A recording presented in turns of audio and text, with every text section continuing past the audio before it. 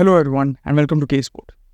As the 2024 IPL season unfolds, Delhi Capitals find themselves traversing through a sea of adversity. They are grappling with challenges that are testing their resilience and determination. They are currently languishing at the bottom of the table, and is it too early to say that Delhi just might not make it to the playoffs this year? But before we dive into what's going wrong for them this year, let's see what they were doing right before. From 2019 to 2021, they were definitely the best squad of the IPL. They had reached the playoffs 3 times and even finished second in 2020. This was definitely helped by having one of the most terrifying bowling lineups from that period.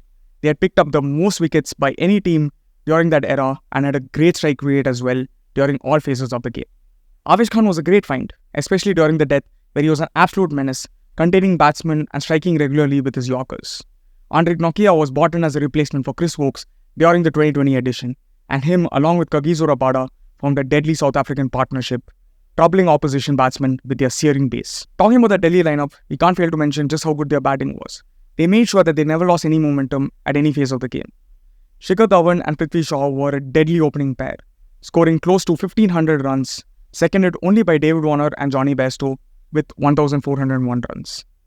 They made sure that while chasing targets or while setting them, that they never lost the game. Rishabh Pant and Shreyas Iyer provided much needed stability in the middle in case things were flailing at the top. And then Shimron Hetmyer and Marcus Stoinis did what they do best and clobbered bowlers at the death overs. Unfortunately, the mega auctions came calling, and they couldn't hold on to their core batting lineup, having to let go of Shikhar Dhawan, Marcus Stoinis, as well as Shimron Hetmyer. But they did, however, try to switch them up with like-for-like replacements, with David Warner, Mitchell Marsh, as well as Robin Powell entering the fray. However, they still couldn't plug the hole left by Shreyas Iyer, and they definitely tried their best to replace him with Manish Pandey, Sarfaraz Khan, and under-19 winning captain Yashtul, but however, none of them could really forge a spot in the team. As we've gone in great detail about what went right for the Delhi Capitals from 19 to 21, let's see what's going wrong for them this year. Unfortunately, at the onset of the season, Harry Brook had to withdraw due to personal reasons, and Delhi were left without a finisher to help them during the crucial moments of the game towards the death. One of the glaring issues facing the Delhi Capitals this year has to be their expensive pace bowling lineup. Out of the 5 most expensive bowlers this year, 2 of them feature from the Delhi camp, Ishant Sharma as well as Andre Nokia. Their death over economy stands at 15.6. By far, they are the most expensive team in the death in this year's IPL.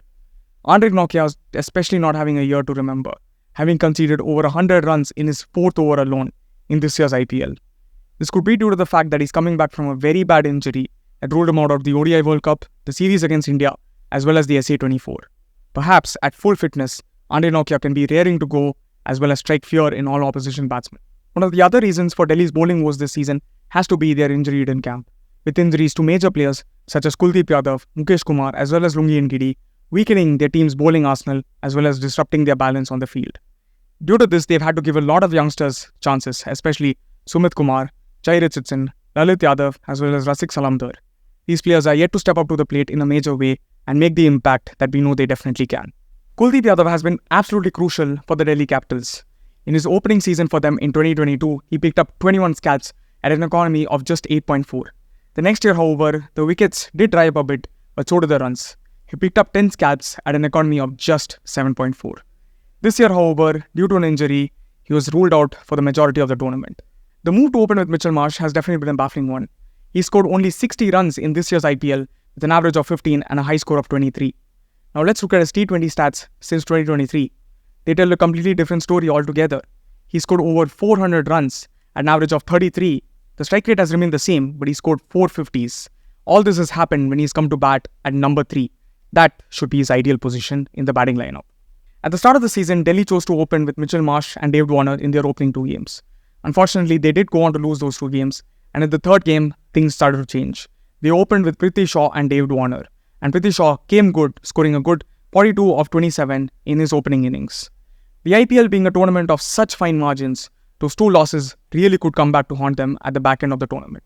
Another issue that the Delhi Capitals really have to get sorted out is their core middle-order Indian batting lineup, with the likes of Sumit Kumar, Ricky Bowie, Akshar Patel as well as Abhishek Porel not really firing this season. Kumar Kushagra, who was bought for almost 8 crores, is still yet to register a single run in this year's tournament. The curious case of Abhishek Porel has still continued to stump us. He's played in 5 different positions in the 5 times he's featured this IPL.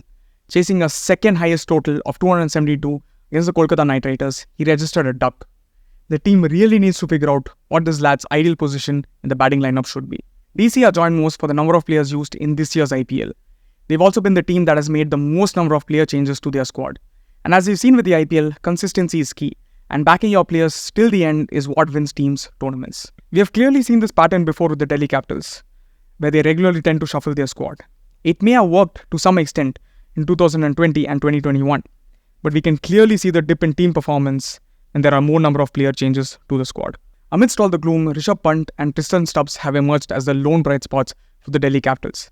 They have amassed over 60% of the team's runs, and they have displayed immense showings of resilience and determination, and everything around them is crumbling.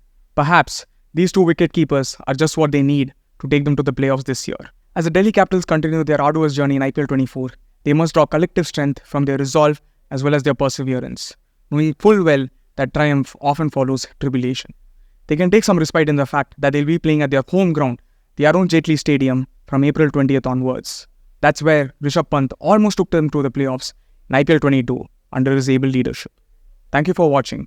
Please like, share and subscribe, and let us know in the comment section below which team or player you'd want us to talk about next. Thank you.